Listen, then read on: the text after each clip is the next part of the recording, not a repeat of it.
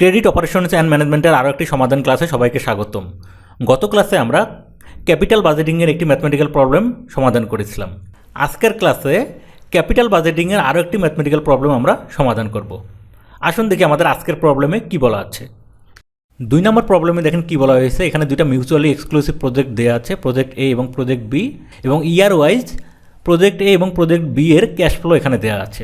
ঠিক আছে, এই ইনফরমেশনের উপর বেস করে কী কী ক্যালকুলেট করতে বলা হয়েছে দেখেন। এ নাম্বারে উভয় প্রজেক্টেরই জন্য পেব্যাক পিরিয়ড ক্যালকুলেট করতে বলা হয়েছে, এবং বি নাম্বারে জানতে চাওয়া হয়েছে যে এই দুইটা পেব্যাক পিরিয়ডের মধ্যে কোন প্রজেক্টের শর্টেস্ট পেব্যাক, এবং আমরা এখান থেকে পেব্যাক পিরিয়ডের উপর বেস করে কোন প্রজেক্টটাকে চুজ করব, এটা এখানে জানতে চাওয়া হয়েছে। এবার আসুন আমরা সমাধানে চলে যাই। দেখেন কোশ্চেন এতে প্রজেক্ট এ এবং প্রজেক্ট বি উভয়ের জন্য ক্যাশ পেব্যাক পিরিয়ড ক্যালকুলেট করতে বলা হয়েছে। শুরুতে আমরা প্রজেক্ট এ এর জন্য ক্যাশ পেব্যাক পিরিয়ড ক্যালকুলেট করব। এর আগে আমরা জেনে নেই ক্যাশ পেব্যাক পিরিয়ডটা আসলে কি। কোনো একটা প্রজেক্টে যা ইনভেস্ট করা হয় ওই ইনভেস্ট অ্যামাউন্টটা উঠে আসতে যত সময় লাগে ওইটাকে বলা হয় ক্যাশ পেব্যাক পিরিয়ড। একইভাবে তাহলে প্রজেক্ট এ এর ক্ষেত্রে ক্যাশ পেব্যাক পিরিয়ডটা কোনটা হবে? প্রজেক্ট এতে 25,000 টাকা ইনভেস্ট করা হয়েছে, এই 25,000 টাকা ক্যাশ ফ্লোর মাধ্যমে উঠে আসতে যত সময় লাগবে এটাকে বলা হবে প্রজেক্ট এ এর ক্যাশ পেব্যাক পিরিয়ড। একইভাবে প্রজেক্ট বিতেও 25,000 টাকা ইনভেস্ট করা হয়েছে, প্রজেক্ট বি এর ক্যাশ ফ্লোর মাধ্যমে 25,000 টাকা উঠে আসতে যত সময় লাগবে এটাকে বলা হবে প্রজেক্ট বি এর ক্যাশ পেব্যাক পিরিয়ড।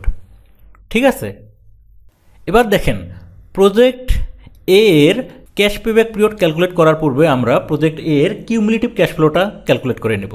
দেখেন আপনাদের কোশ্চেনে প্রজেক্ট এ এর ইয়ার দেওয়া আছে, প্রজেক্ট এ এর ক্যাশ ফ্লো দেওয়া আছে। এখান থেকে আমরা প্রজেক্ট এ এর কিউমুলেটিভ ক্যাশ ফ্লো ক্যালকুলেট করব। এখন প্রজেক্ট এ এর কিউমুলেটিভ ক্যাশ ফ্লো আমরা কীভাবে ক্যালকুলেট করব দেখেন। প্রজেক্ট এ এর প্রথম বছরে কিউমুলেটিভ ক্যাশ ফ্লো হবে প্রজেক্ট এ এর প্রথম বছরের ক্যাশ ফ্লোর সমান। তাহলে দেখেন এই 4,000 টাকাই হবে প্রজেক্ট এ এর প্রথম বছরে কিউমুলেটিভ ক্যাশ ফ্লো। এরপরে দেখেন প্রজেক্ট এ এর দ্বিতীয় বছরে কিউমুলেটিভ ক্যাশ ফ্লো কী হবে? প্রথম বছরের কিউমুলেটিভ ক্যাশ ফ্লো যোগ দ্বিতীয় বছরের ক্যাশ ফ্লো। তাহলে 4,000 যোগ 5,000 কত হলো? 9,000। একইভাবে তৃতীয় বছরের কিউমুলেটিভ ক্যাশ ফ্লো কী হবে? দ্বিতীয় বছরের কিউমুলেটিভ ক্যাশ ফ্লো যোগ তৃতীয় বছরের ক্যাশ ফ্লো। তাহলে দেখেন 9,000 যোগ 5,000 কত হচ্ছে? 14,000। একইভাবে দেখেন চতুর্থ বছরে কিউমুলেটিভ ক্যাশ ফ্লো হবে তৃতীয় বছরের কিউমুলেটিভ ক্যাশ ফ্লো প্লাস চতুর্থ বছরের ক্যাশ ফ্লো। দেখেন 14,000 যোগ 7,000 21,000। একইভাবে দেখেন 21,000 আর 10,000-এ 31,000। ঠিক আছে, তাহলে আমরা প্রজেক্ট এ এর জন্য কিউমুলেটিভ ক্যাশ ফ্লোটা পেয়ে গেলাম। দেখেন প্রজেক্ট এ এর ইনভেস্টমেন্ট হচ্ছে 25,000। আমরা যদি কিউমুলেটিভ ক্যাশ ফ্লোতে লক্ষ্য করি দেখেন 4 বছর শেষে কত টাকা উঠে আসতেছে? 21,000। 5 বছর শেষে উঠে আসতেছে 31,000। তার মানে প্রজেক্ট এ এর যে ইনভেস্টমেন্ট এটা উঠে আসার জন্য 5 বছর সময় লাগবে না, 4 বছরের কিছু সময় বেশি লাগবে। ঠিক আছে, তাহলে দেখেন পেব্যাক পিরিয়ড ক্যালকুলেশনের এজন্য আমরা এখানে 4 যোগ করেছি। বাকি যে 4,000 টাকা এটা উঠে আসার জন্য তো আরও কিছু সময় লাগবে। কতদিন সময় লাগবে এটার জন্য আমরা দেখেন এখানে কি ক্যালকুলেশন করেছি, আউটলে আউটস্ট্যান্ডিংটাকে net cash in year of payback দ্বারা ভাগ করে দিয়েছি।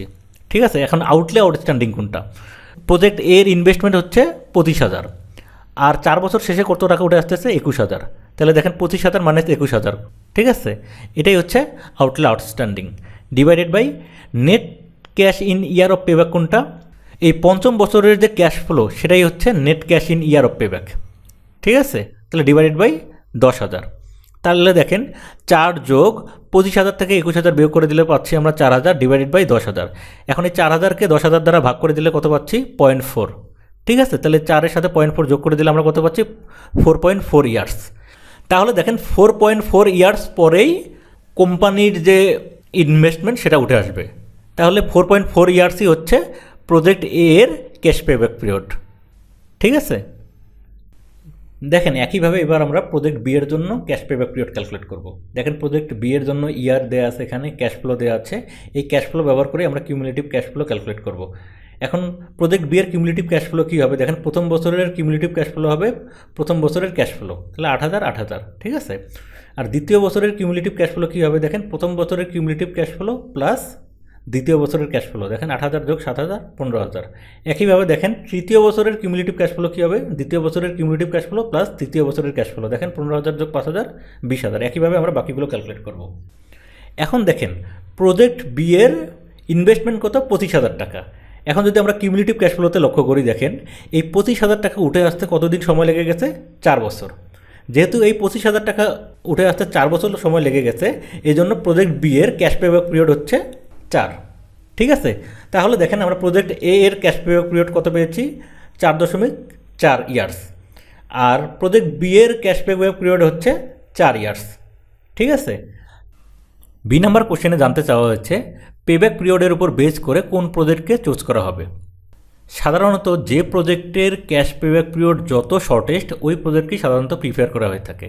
আমরা এখানে প্রজেক্ট এ এর ক্যাশ পেব্যাক পিরিয়ড ক্যালকুলেট করলাম 4.4 ইয়ার্স এবং প্রজেক্ট বি এর ক্যাশ পেব্যাক পিরিয়ড ক্যালকুলেট করলাম 4 ইয়ার্স। যেহেতু প্রজেক্ট বি এর ক্যাশ পেব্যাক পিরিয়ড শর্টেস্ট, সুতরাং এইটাকেই চুজ করা হবে।